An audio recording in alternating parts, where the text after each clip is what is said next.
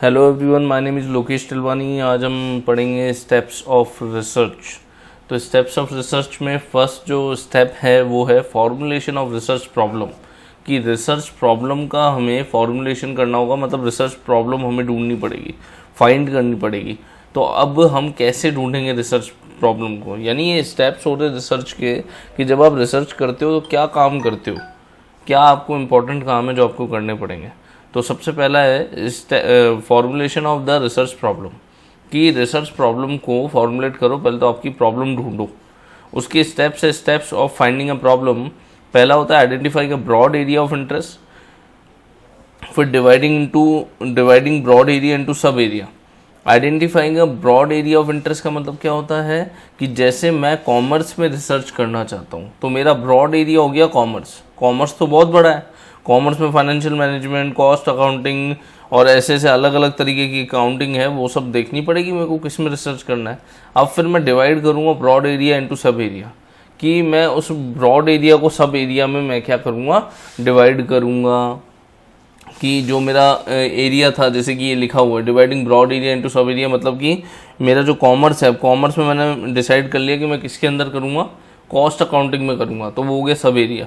फिर focusing and selecting an area of interest. फिर अब कॉस्ट अकाउंटिंग में भी कौन से एरिया में मेरे को इंटरेस्ट है, किस चीज़ में कॉस्ट अकाउंटिंग में मेरे को इंटरेस्ट है, प्रोसेस कॉस्टिंग में है या कुछ और कॉस्टिंग में है, तो वो डिपेंड करता है अपने अपने इंटरेस्ट पे, वो सेलेक्ट करूँगा। उसके बाद identifying the gaps and raising research question. फिर मैं पुराना लिटरेचर पढ़ूंगा और लिटरेचर पढ़ के देखूंगा किस किस टॉपिक पे रिसर्च हुई है और किस पे नहीं हुई। तो गैप्स ढूंढूंगा मैं कि कहाँ पर गैप्स है, कहाँ पर वो डिफरेंस है ना, वो ढूंढूंगा। Identifying the gaps and raising research question. उसके बाद है फॉर्मुलेशन ऑफ ब्रॉड ऑब्जेक्टिव, यानी एक ब्रॉड ऑब्जेक्टिव को फॉर्मुलेट करूंगा मैं, बड़ा ऑब्जेक्टिव बनाऊंगा कि मैं ये क्यों कर रहा हूँ, ये जो रिसर्च कर रहा हूँ क्यों कर रहा हूँ। देन एफ है assessing and reviewing objectives. Assessing and reviewing objectives, फिर वो जो ऑब्जेक्टिव मैंने बनाए हैं उनको असेस करूँगा कि वो ठीक है कि नहीं है, वो सही बने हैं कि नहीं है। तो असेसिंग एंड रिव्यूइंग ऑब्जेक्टिव्स हो गया। Then it has 4 main feature to finding a research problem. 4 main feature होते हैं एक रिसर्च प्रॉब्लम को ढूंढने में। ये तो स्टेप्स थे, 6 स्टेप्स हैं। इन स्टेप्स में आप क्या करोगे, रिसर्च प्रॉब्लम को ढूंढोगे। उसके बाद है it has 4 main feature to finding a research problem. 4 main feature होते हैं। पहला होता है लिटरेचर रिव्यू, दूसरा होता है फॉर्मुलेशन ऑफ ऑब्जेक्टिव्स, तीसरा होता है identifying research variable and measuring scale, चौथा होता है फॉर्मुलेटिंग हाइपोथेसिस। अब देखो इसको कैसे करेंगे। लिटरेचर रिव्यू सबसे पहले जब आप रिसर्च करते हो, ये सारे काम करने के बाद मैंने आपको चौथे स्टेप में बताया था कि जब आप identifying the gaps and raising research question, इसका मतलब होता है जब आप गैप ढूंढोगे, तो गैप कैसे ढूंढोगे, पुरानी रिसर्च को रिव्यू करोगे, पुराने लिटरेचर को रिव्यू करोगे। लिटरेचर मतलब जो बुक्स है उस टॉपिक से रिलेटेड, उसको देखोगे और प्रोफेसर से बात करोगे, गाइड से बात करोगे, ढूंढोगे सारा कुछ, उसके बाद होगा। तो यानी ये लिटरेचर रिव्यू तो सबसे ज़्यादा इंपॉर्टेंट हो गया। उसके बाद फॉर्मुलेशन ऑब्जेक्टिव। अब भैया ये रिसर्च में कर रहा हूँ तो ये क्यों कर रहा हूँ, उसका औचित्य क्या है, उसका ऑब्जेक्टिव क्या है, तो वो आएगा फॉर्मुलेशन ऑब्जेक्टिव। ये बहुत ज़्यादा इंपॉर्टेंट है। Then identifying research variable and measuring scale. अब हम आइडेंटिफाई करेंगे रिसर्च के वेरिएबल को और उस वेरिएबल को कैसे मेजर करेंगे, उसका स्केल हम डिसाइड करेंगे। तो रिसर्च वेरिएबल कैसे क्या होता है, वेरिएबल्स होते हैं एक वेरिएबल का दूसरे वेरिएबल पे इफेक्ट जो हम चेक करते हैं उसको बोलते हैं रिसर्च वेरिएबल। जैसे कि मैं आपको एक एग्जांपल देता हूँ। जैसे कि एक व्यक्ति स्मोकिंग करता है, तो स्मोकिंग करने से, स्मोकिंग यानी सिगरेट जो होती है वो तो एक वेरिएबल हो गया, सिगरेट, ठीक है। अब स्मोकिंग करने से क्या होता है, कैंसर, तो कैंसर दूसरा वेरिएबल हो गया। तो यानी स्मोकिंग से, स्मोकिंग जितनी ज़्यादा हम करते जाएंगे कैंसर का खतरा उतना ही बढ़ता जाएगा। मतलब एक वेरिएबल यानी स्मोकिंग में चेंज करने से, स्मोकिंग को बढ़ाने या घटाने से कैंसर में भी बढ़ोतरी या घटोतरी होती है। तो ये अपना आ जाएगा आइडेंटिफाइंग रिसर्च वेरिएबल। और मेजरिंग स्केल क्या होगा कि उस रिसर्च वेरिएबल को आप कैसे मेजर करोगे, उसको मेजरिंग टूल क्या है, उसको कैसे आप नापोगे कि इसको किस डिग्री तक चेंज करने पे दूसरे में कितना चेंज आता है। देन आगे फॉर्मुलेटिंग हाइपोथेसिस। हाइपोथेसिस को फॉर्मुलेट करना it's very very important. Hypothesis कैसे हम फॉर्मुलेट करते हैं, तो हाइपोथेसिस का मतलब होता है जैसे कि मेरा अनुमान लगाया गया आंसर, सिंपल सा अनुमान लगाया गया आंसर। अब ये क्या होता है, जैसे कि कोई भी रिसर्च आप करोगे, लिटरेचर रिव्यू आपने सब कुछ कर लिया, आपने रिसर्च प्रॉब्लम ढूंढ ली है, ठीक है, तो अब आपको एक मन में रहता है एक आंसर। जैसे कि मान लो स्मोकिंग है, स्मोकिंग अभी तो अपन को पता है कि हाँ स्मोकिंग करने से कैंसर होता है ये वो, लेकिन आज से 50 साल 60 साल 70 साल पहले नहीं पता था। तब तो लोग करते थे, उनको पता ही नहीं था, उनको लगता था ये हेल्थ के लिए बेनिफिशियल है। तो तब किसी ने स्मोकिंग पे रिसर्च की, उसने सोच लिया था, यानी वो लिख लिया था उसने आंसर, जब रिसर्च की ना उसने तो आंसर लिख लिया था कि स्मोकिंग शरीर के लिए हानिकारक है, उसने लिखा का ये आना चाहिए इसका रिजल्ट, और फिर आया भी, और यही रिजल्ट फिर बाद में आया भी। तो ये जो उसने लिखा कि भैया ये मेरा आंसर हो सकता है, तो ये जो हो सकता है आंसर वो क्या है, हाइपोथेसिस है। हाइपोथेसिस का मतलब ये मेरा आंसर हो सकता है। तो अगर होगा तो उसको बोलेंगे हम नल हाइपोथेसिस, नहीं होगा तो अल्टरनेटिव हाइपोथेसिस। देन आगे बढ़ते हैं अपन, प्रिपेयरिंग रिसर्च डिज़ाइन, या रिसर्च डिज़ाइन को प्रिपेयर करना है हमें, हम है ना। तो रिसर्च देखो, पहला तो क्या था अपना, formulation of research problem, research problem को फॉर्मुलेट करना। सेकंड क्या है अपना, प्रिपेयरिंग रिसर्च डिज़ाइन। भाई आप कोई भी काम करते हो तो उसकी पहले एक लिस्ट बनाते हो ना, ये काम मैं कैसे कैसे करूँगा, क्या मेरे स्टेप्स होंगे। तो रिसर्च डिज़ाइन का मतलब सेम होता है कि मेरे स्टेप्स क्या हैं, मेरी कैसे मैं चलूँगा, कैसे मैं वहाँ रिसर्च तक पहुँच पाऊँगा। तो it has 4 main feature. Problem structure, पहला चीज़ होता है प्रॉब्लम का स्ट्रक्चर बनाना पूरा, कि प्रॉब्लम जो है मैंने कहाँ से उठाई है, कैसे प्रॉब्लम क्यों ज़्यादा इम्पॉर्टेंट है। सबसे इम्पॉर्टेंट क्वेश्चन क्या है, प्रॉब्लम क्यों ज़्यादा इम्पॉर्टेंट है। देखो प्रॉब्लम तो बहुत सारी है, लेकिन हमें वो प्रॉब्लम लेनी चाहिए जो कोई इमरजेंसी का सॉल्यूशन कर रही हो, किसी ऐसी चीज़ का सॉल्यूशन कर रही हो जिससे लोग जूझ रहे हो, ठीक है। फिर स्टडी डिज़ाइन। स्टडी डिज़ाइन का मतलब क्या होता है, यानी आप जो पढ़ोगे, जो डेटा कलेक्ट करोगे, उसको किस तरीके से रखने वाले हो। जो डेटा कलेक्ट करोगे, जो भी स्टडी करोगे, उसको आप किस तरीके से, किस डिज़ाइन में रखने वाले हो। ग्राफ्स में रखोगे, टेबुलेशन में रखोगे, कैसे रखोगे, वो होता है study design. Experimental study, non experimental study, ये डिपेंड करता है आपकी स्टडी पे कि आपका जो स्टडी है वो किस तरीके की है। साइंस में होती है, प्योर साइंसेस में तो एक्सपेरिमेंटल स्टडी होगी, और प्योर साइंसेस में नहीं होती तो नॉन एक्सपेरिमेंटल स्टडी होगी, ठीक है। तो थर्ड आता है अपना डेवलपिंग डेटा कलेक्शन इंस्ट्रूमेंट।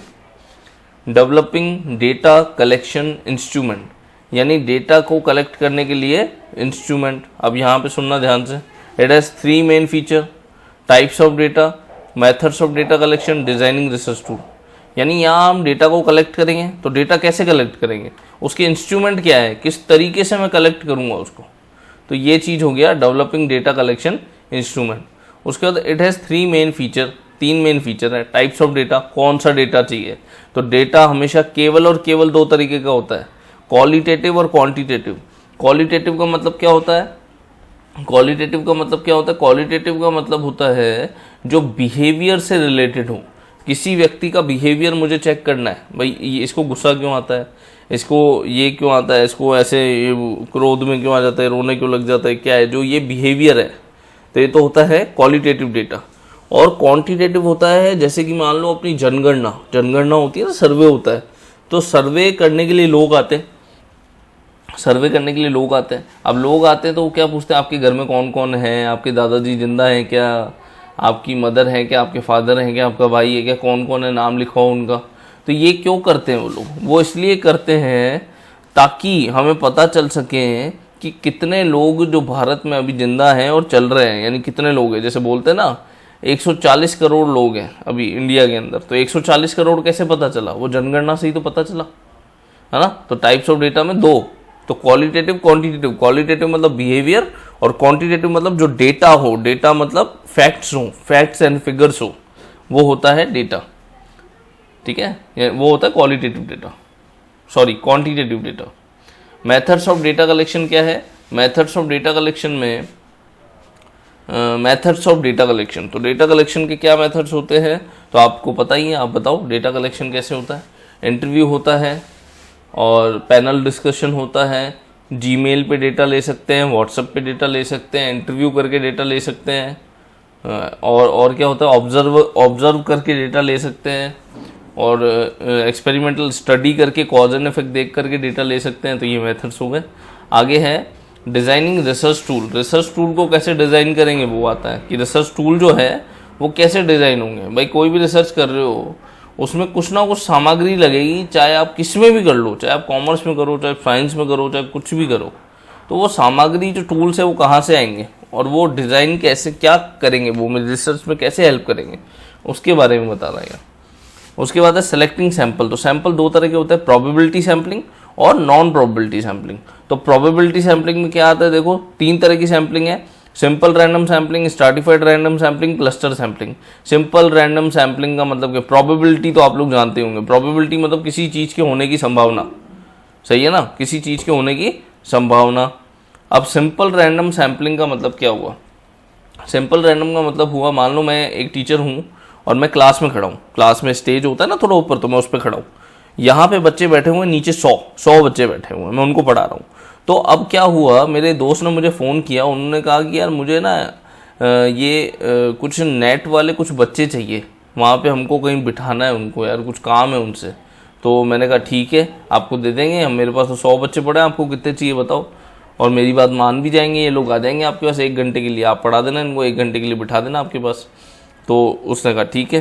तो अब उसने कहा 12 बच्चे चाहिए, तो 12 जने अब मैं कैसे सेलेक्ट करूँगा। अब एक तो है मेरे फेवरेट सेलेक्ट कर लूँ, यानी मेरे फेवरेट का मतलब क्या हो गया, जो जिनको मैं जानता हूँ। तो जिनको मैं जानता हूँ वो तो हो गया नॉन प्रोबेबिलिटी, कि भैया इसको आशुतोष को मैं जानता हूँ, शंकर को जानता हूँ, इसको जानता हूँ, उसको जानता हूँ। तो ये लोग तो कौन आ गए, ये तो मेरे जानकार हैं, ये तो मैं जानता हूँ, तो नॉन प्रोबेबिलिटी हो गई। ये तो इसमें कोई अंदाजा अनुमान थोड़ा हुआ, ये तो फिक्स हो गया, इनको मैं जानता हूँ, इनको मैंने ले लिया, ये तो फिक्स हो गया, ये तो होता है नॉन प्रोबेबिलिटी। लेकिन प्रोबेबिलिटी अभी अपन पढ़ रहे हैं, प्रोबेबिलिटी कैसे होगी, और वो भी सिंपल रैंडम कैसे होगी। रैंडम का मतलब तो आप लोगों को पता ही है, ऐसे ऐसे कहीं से भी ले लो कुछ भी। रैंडम मतलब जिसका कोई यूनिफॉर्मिटी जिसके अंदर ना हो, वो रैंडम होता है। तो अब मैं स्टेज पे खड़ा हूँ, मेरे को 12 लोग सेलेक्ट करने हैं और मेरे को तरीका लगाना है सिंपल रैंडम सैम्पलिंग। तो मैं कैसे करूँगा, मैंने ऐसे बोला आप खड़े हो जाओ, आप खड़े हो जाओ, आप खड़े हो जाओ, आप खड़े हो जाओ, सबको ऐसे ऐसे बोला, अलग अलग इशारे किए दूर दूर कि आप खड़े हो जाओ, आप खड़े हो। मैं जानता भी नहीं उनको, ऐसे ही खड़े कर दिए मैंने। तो अब ये कौन सा सैम्पलिंग हुआ, सिंपल रैंडम सैम्पलिंग। मैंने बस आंखें बंद की और आप खड़े हो जाओ, आप खड़े हो जाओ, ऐसे ऐसे किया मैंने इशारा करते हुए अंगुलियों से, तो वो लोग खड़े हो गए। तो ये होता है सिंपल रैंडम सैम्पलिंग, मैंने रैंडमली सेलेक्ट किया। और स्ट्रैटिफाइड रैंडम सैम्पलिंग का मतलब क्या होता है कि मैं एक स्टार्टा बनाऊंगा। स्टार्टा का मतलब होता है कि पहले रोल नंबर 1 से 10 का 1, 11 से 20 का 1, 21 से 30 का 1, 31 से 40 का 1, 41 से 50 का 1, ऐसे ऐसे करके मैं पूरा एक जोन बनाऊंगा, एक कैटेगरी बनाऊंगा, इन 10-10 के ग्रुप बनाऊंगा। अब इन 10-10 का ग्रुप बनाने के बाद क्या होगा, मैं उन 10-10 में से एक एक सेलेक्ट करूंगा, ठीक है ना। मेरे को 10-12 लोग चाहिए, तो अब मैं उन 10-10 में से एक एक सेलेक्ट करूंगा रैंडमली। यानी पहले देखो सिंपल रैंडम में तो मैंने ऐसे ही सेलेक्ट कर लिया, अब स्ट्रैटिफाइड में मैंने 10-10 का ग्रुप बनाया, उसमें से रैंडमली लिया। और क्लस्टर सैम्पलिंग भी कुछ ऐसी ही है। क्लस्टर सैम्पलिंग में भी हम लोग क्लस्टर बनाते हैं। क्लस्टर सैम्पलिंग मोस्टली तब यूज होती है जब जियोग्राफिकल लोकेशन पे हम लोग काम कर रहे हो, जैसे कि कोई एरिया बहुत बड़ा है, उसको एरिया सैम्पलिंग भी बोलते हैं खैर। तो जब कोई एरिया बहुत बड़ा हो, ठीक है ना, एक एरिया है, मान लो जवाहर नगर है, अब जवाहर नगर तो बहुत बड़ा है, अब उसके अंदर मेरे को, या जवाहर नगर भी क्यों कह रहे हैं, जैसे मान लो जयपुर है, जयपुर पूरा ही ले लेते हैं अपन, जैसे कि जयपुर है, जयपुर पे स्टडी करनी है मेरे को, तो जयपुर पे स्टडी करनी है, तो मैं अब इसको जियोग्राफिकल लोकेशन पे बांट सकता हूँ कि जवाहर नगर, फिर सिंधी कॉलोनी, फिर राजा पार्क, फिर ये अपना भगत सिंह पार्क, ऐसे ऐसे करके अलग अलग ले लेंगे। फिर इनका अलग अलग ले लिया, अब इनमें से सेलेक्ट करेंगे हम कि हमको कौन से लोगों की सैम्पलिंग करनी है, कौन से एरिया की सैम्पलिंग करनी है। ये होता है क्लस्टर सैम्पलिंग। जब बहुत बड़ा पॉपुलेशन होता है ना, तब ऐसा करते हैं, तब पूरा जियोग्राफिकल लोकेशन के आधार पे बांट देते हैं। आगे आता है non probability sampling. Non probability मतलब जिसमें कोई अनुमान ना लगा सके, जो कि फिक्स हो, निश्चित हो, मेरा सेलेक्ट किया हुआ हो, मेरे तरीके का हो, मेरे पसंद का हो। तो इसमें क्या आता है, कन्वीनियंस सैम्पलिंग। जैसे मान लो मैं रिसर्च कर रहा हूँ और यही सबसे ज़्यादा होगी, आप लोग भी यही करोगे, मेरे को पता है, मोस्टली तो यही होगी। देखो क्या होगा कि नॉन प्रोबेबिलिटी का मतलब क्या होता है, आपको बता दिया मैंने। कन्वीनियंस सैम्पलिंग फर्स्ट इसका टाइप है। कन्वीनियंस का मतलब आप लोग जानते हो, कन्वीनियंस क्या होता है, जो मेरे पास हो, जो लोग मेरे सामने आसपास हो, है ना, उनसे ही मैं डेटा ले लूँ। मान लो पड़ोसी उससे ले लिया, सामने किसी से ले लिया, है ना, ऐसे किसी से भी ले लेंगे अपन घर के पास से डेटा। मान लो मैं चेक कर रहा हूँ स्मोकिंग का लंग्स पे इफेक्ट, तो स्मोकिंग तो एक गली में 1000 लोग करते हैं, आप उनसे जाके पूछ सकते हो भाई आप डेटा दे दो मेरे को, तो ये कन्वीनियंस हो गया, घर के पास में ही मिल गए लोग। और जजमेंट और पर्पोजिव सैम्पलिंग का मतलब क्या हो गया, जजमेंट का मतलब हो गया वो लोग जिनको मैं सेलेक्ट करूँगा। जैसे मान लो वैशाली नगर में मेरी मासी रहती है, अब वैशाली नगर में मासी रहती है तो वैशाली नगर जाऊंगा और उन्हीं से लूंगा सैम्पलिंग, तो मैंने सेलेक्ट कर लिया ना, जजमेंट कर दिया ना मैंने कि मैं उनसे ही लूंगा। तो भले मेरे को वो दूर पड़ रहा है, वैशाली नगर में दूर रहता हूँ, वो दूर रहते हैं, भले 30-40 किलोमीटर का डिफरेंस पड़ रहा है, लेकिन फिर भी मैं उन्हीं से डेटा लूंगा।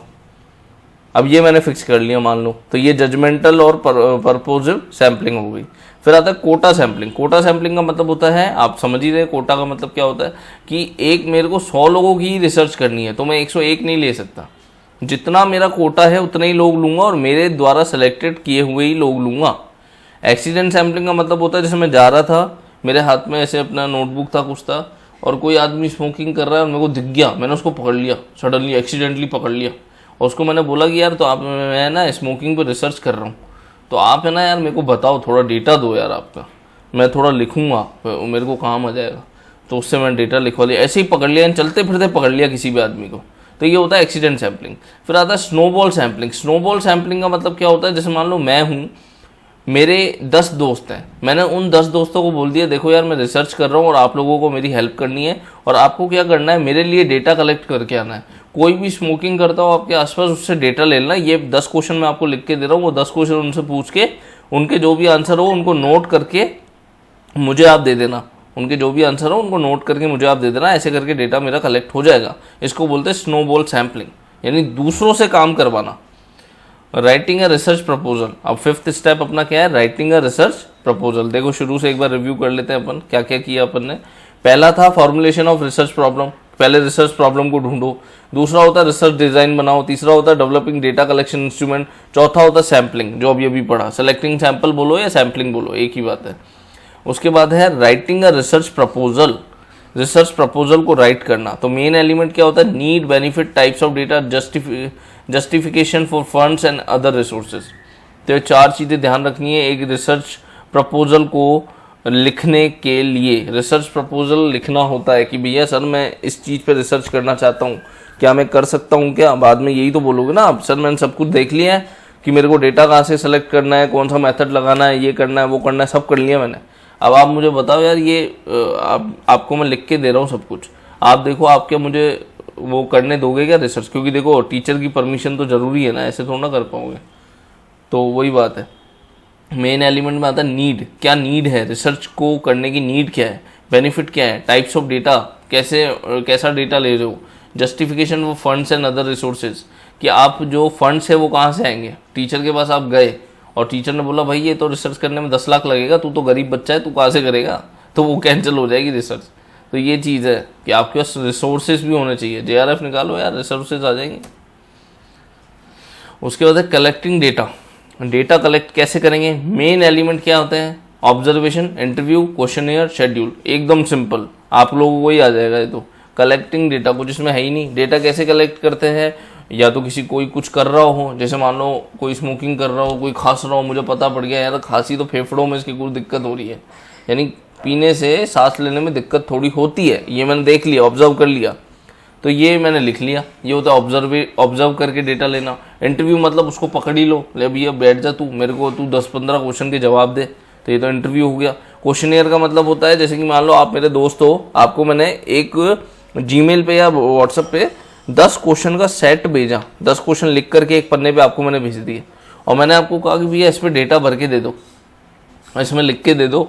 जैसे कि आप स्मोकिंग करते हो तो आपका क्या क्या डेटा है पूरा मैं पूछूंगा, स्मोकिंग आपने कब से शुरू करी, आपको इससे क्या दिक्कत हो रही है, आपके शरीर पे कुछ इफेक्ट आया क्या, क्या आप मोटे हो रहे हो क्या आप पतले हो रहे हो क्या आपको कुछ और इफेक्ट आ रहा है क्या। तो ये क्वेश्चनियर आता है ना, क्वेश्चन पूछना। लेकिन मैं नहीं पूछूंगा, उसमें क्या होगा कि मैं एक पन्ने पे लिख के दे दूंगा या एक प्रिंट कंटेंट पे लिख के प्रिंट पेज पे लिख के दे दूंगा और वो फिर सामने वाला मुझे जवाब देगा। स्केड्यूल का मतलब आप जानते हैं कि एक पूरा क्वेश्चनियर जैसा होता है, एक फिक्स होता है, फिक्स सेट ऑफ क्वेश्चन होते हैं, ऑब्जेक्टिव टाइप होता है, उसको भेजते हैं हम और वो फिर हमें आंसर उसके लिख के देता है। प्रोसेसिंग एंड एनालाइजिंग डेटा, अब डेटा कलेक्ट कर लिया, अब उसको एनालाइज करोगे, प्रोसेस करोगे। कैसे प्रोसेस करोगे? जो गलत डेटा होगा उसको हटा दोगे। एडिटिंग का मतलब क्या होता है? जैसे मैं इस वीडियो की अगर एडिटिंग करूँ तो जहाँ पे मैंने ब्लूपर्स किए होंगे, जहाँ मैंने यानी जैसे बोलते बोलते अटक गया या कुछ हो गया तो उसको मैं एडिट करूँगा, तो ये एडिटिंग हो गई। यानी जो भी गलत डेटा मुझे मिला है मैं उसको हटा दूंगा। टेबुलेशन मतलब उसको टेबल फॉर्म में करूंगा, मैं उसको टेबुलेट करूंगा ना, टेबल्स में डालूंगा डेटा ताकि समझने में ज़्यादा इजी हो, फिर उसको एनालाइज करूंगा, समझूंगा उसको। हाइपोथेसिस टेस्टिंग करूंगा, जो मैंने पिछले बताया था, हाइपोथेसिस बनाते हैं अपन, हाइपोथेसिस का आप टेस्ट करेंगे अपन, हाइपोथेसिस वो लग भी रहा है इसमें कि नहीं लग रहा। जनरलाइजेशन, देखो एक हमेशा याद रखना, रिसर्च जो होती है वो, जैसे मान लो स्मोकिंग पे रिसर्च है, तो स्मोकिंग कितने लोग करते होंगे इंडिया में? करोड़ों लोग करते हैं, है ना। कम से कम कितने, 10 करोड़ तो करते होंगे 140 करोड़ में से, तो 10 करोड़ करते हैं लोग अगर, तो 10 करोड़ में से यार तुम अब हिसाब लगाओ कि मैं 10 करोड़ का ही इंटरव्यू ले सकता हूँ क्या डेटा के लिए? 10 करोड़ का इंटरव्यू ले लूँगा, 10 करोड़ का डेटा ले लूँगा क्या? मैं नहीं ले पाऊँगा। तो मैं कितनों का डेटा ले सकता हूँ? मैं ले सकता हूँ ज़्यादा से ज़्यादा 100-200। तो 100-200 जनों से क्या मैं 10 करोड़ का आइडिया लगा सकता हूँ क्या? तो आप कहोगे नहीं लगा सकते, लेकिन लगाया जा सकता है, क्योंकि देखो सब लोगों के सिम्टम सेम है ना, क्योंकि सब लोग स्मोकिंग करते हैं, तो ये सब में एक कॉमन फैक्टर है। तो मैं 100 लोगों को लूँगा, उन्हीं का डेटा कलेक्ट करूँगा और उन्हीं के आधार पे मैं ये बोल दूंगा कि ये 10 करोड़ लोगों में भी यही लक्षण आ रहे हैं जो इन 100 लोगों में आ रहे। सही है ना। जैसे कोरोना की टेस्टिंग की तो सबकी कर देते हैं क्या? वो उन्हीं की करते जिनमें वो पर्टिकुलर लक्षण आ रहे हैं। तो ये होता है जनरलाइजेशन, मतलब थोड़े सैंपल लेकर के, थोड़ा सा अध्ययन करके हम पूरे समग्र को हम बता दें कि भैया ये समग्र पे लगेगा, ये पूरे पे लगेगा।